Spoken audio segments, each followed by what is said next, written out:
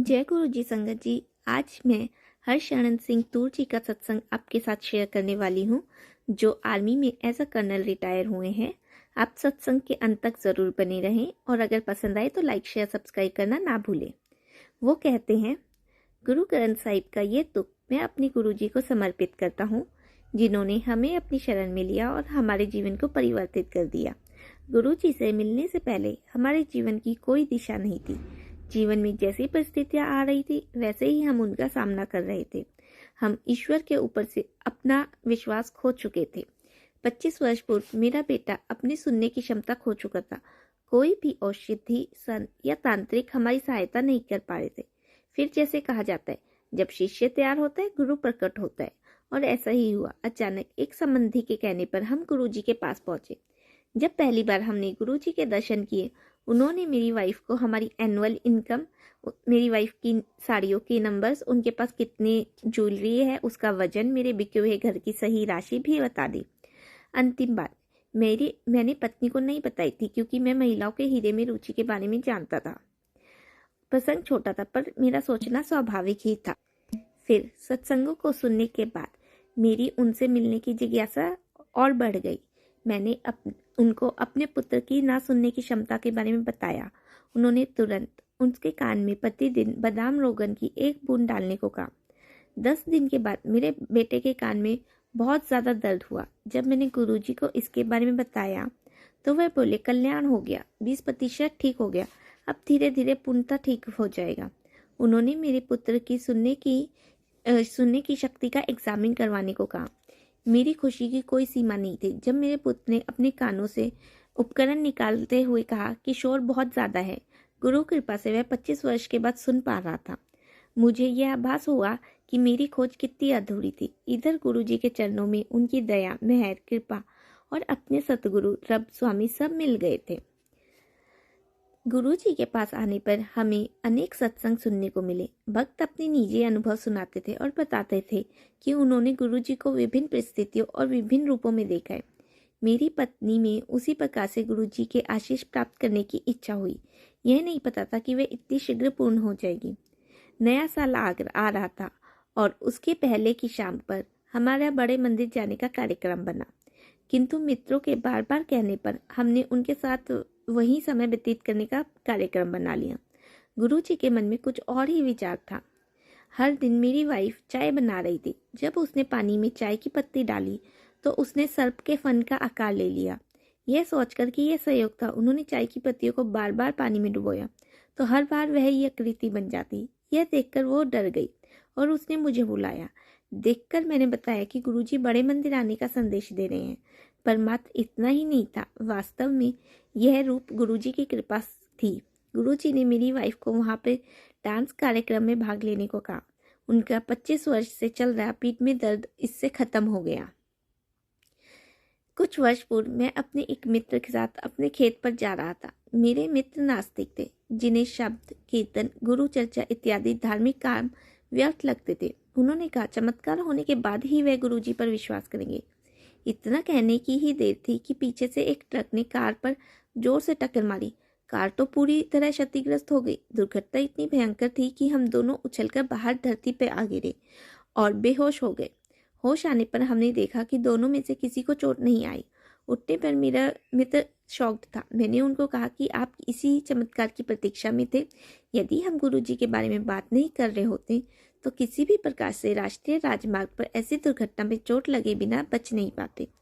उसकी आंखों में आंसू आ गए और उन्होंने हाथ उठाकर गुरुजी को धन्यवाद किया। जब मैंने गुरुजी से इस बात का उल्लेख किया तो वह बोले कि हमें कोई हानि नहीं हो सकती थी, क्योंकि वह हम पर दृष्टि बनाए हुए थे। मुझे एक प्रसंग याद आ रहा है। मनुष्य को ईश्वर का सबसे बड़ा उपहार संतान है। यही मेरी भांजी के साथ हुआ। डॉक्टर्स के पास जाने के बाद भी वो कंसीव नहीं कर पा रही थी। उसे 7 साल से संतान नहीं हुई थी और उसकी अब आशा भी नहीं थी। जब वह भारत आई, उसने गुरुजी के दर्शन किए तो उसके या किसी और के कुछ कहने से पहले ही उन्होंने उसे बेटी से संबोधित करके कहा, उसका काम अक्टूबर में हो जाएगा। हम में से किसी को भी गुरुजी के कथन पर समझ नहीं आया। वह मई का महीना था। कुछ दिनों बाद वह अमेरिका वापस चली गई। गुरु कृपा से वह अक्टूबर में कंसीव कर पाई। और सारे के सारे डॉक्टर्स भी दंग रह गए। उसने एक पुत्र को जन्म दिया। गुरुजी द्वारा दिया गया ये बालक होनहार होने के साथ अपने माता पिता के लिए भी एक अनमोल रतन है। मैं नेक्स्ट सत्संग सुनाऊंगा जहाँ पे मेरे हार्ट प्रॉब्लम समोसा खाने से ठीक हो गई। मेरी पल्स रेट 180 हो गई थी। डॉक्टर ने तुरंत सर्जरी कराने के लिए एडवाइस किया। मैंने ये करवाने से पहले गुरुजी को बताना सही समझा। मैंने डॉक्टर से मिलकर सर्जरी का समय भी तय कर लिया। शाम को मैं गुरुजी के पास गया। उन्हें मेरी समस्या के बारे में पहले से ही पता था। उन्होंने संदेश भेजकर कहा सब ठीक हो जाएगा। उस दिन गुरुजी ने प्रसाद बांटा। एक भक्त समोसे लेकर आया था। उन्होंने 5 समोसे अपनी मुट्ठी में मसल कर दिए और मुझे खाने को कहा, क्योंकि तला हुआ खाना मेरे लिए विष के समान था। मैं शॉक था। गुरुजी में आस्था होने के कारण मैंने उन्हें खाया। अपने स्थान पर आके बैठ गया। उन्होंने मुझे फिर बुलाया और 2 समोसे खाने को दिए। मेरा पेट भरा हुआ था, लेकिन मैंने किसी प्रकार वह भी खा लिया। उनके चमत्कार से मेरा पल्स रेट 70 हो गया। अगले दिन डॉक्टर ने अपना निर्णय दिया कि मुझे सर्जरी की कोई आवश्यकता नहीं है। मेरे लिए गुरुजी की महानता और प्रेम ऐसा है। गुरुजी ने मेरे भांजे को रोग को परिवर्तित कर एक और अद्भुत और निराला चमत्कार किया। मेरी बहन का पुत्र छुट्टी पर दिल्ली आया था और पिछले कुछ दिनों से वह खांसी और बुखार से पीड़ित था। मेरी बहन रूबी, जो स्वयं डॉक्टर है, ने उसे दवाइयाँ दी थी। जब उसका रोग समाप्त होने को ही नहीं आया तो मेरी बहन ने उसे एग्जामिन करवाए। परिणामों में पता लगा कि वह ब्लड कैंसर से पीड़ित है। केवल एक डॉक्टर ने अंतिम परिणामों की प्रतीक्षा करने को कहा। मेरी बहन अत्यंत चिंतित हो गई और उसने गुरुजी से अपने पुत्र को बचाने की विनती की। इस बीच में दिल्ली आया। जब मैंने गुरुजी के दर्शन किए तो उन्होंने मुझसे रूबी के बारे में पूछा। मुझे इसके बारे में कुछ भी नहीं पता था। मैंने उत्तर दिया वह ठीक होगी। बाद में मैंने उनको फ़ोन किया तो उन्होंने कहा अगले दिन वह गुरुजी के यहाँ चलेगी। गुरुजी के यहाँ जाते हुए उसने पूरी बात बताई और कैसे उसने गुरुजी से प्रार्थना की थी।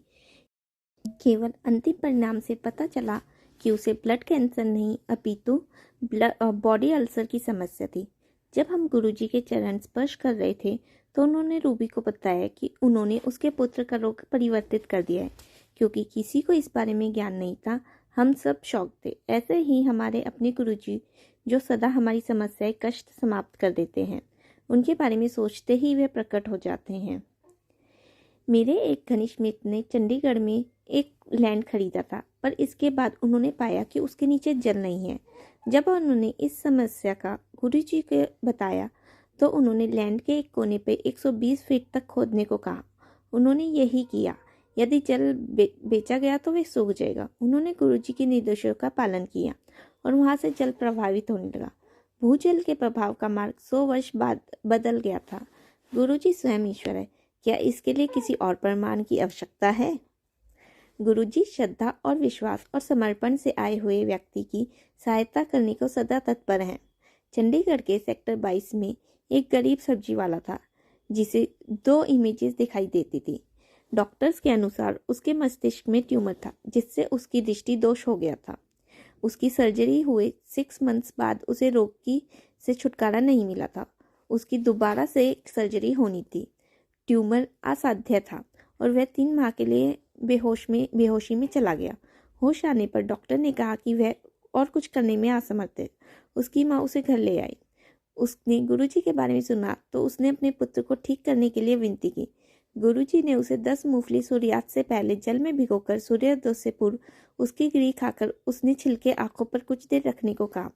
यह 10 दिन तक करना था। उसकी दृष्टि ठीक हो गई और असाध्यता समाप्त हो गई। वह अब भी स्वस्थ सानंद यह गुरु कृपा ही है। मेरे गुरुजी के चमत्कारों के बारे में घंटों तक लिख सकता हूँ और घंटों तक उनके गुणगान कर सकता हूँ, क्योंकि सदा मुस्कुराते हुए प्रभु ने मेरे परिवार और पूरी संगत को एक रक्षा कवच का आश्रय दिया हुआ है। यदि किसी पृथ्वी पर कहीं स्वर्ग है तो केवल यही है, यहाँ है और यही है।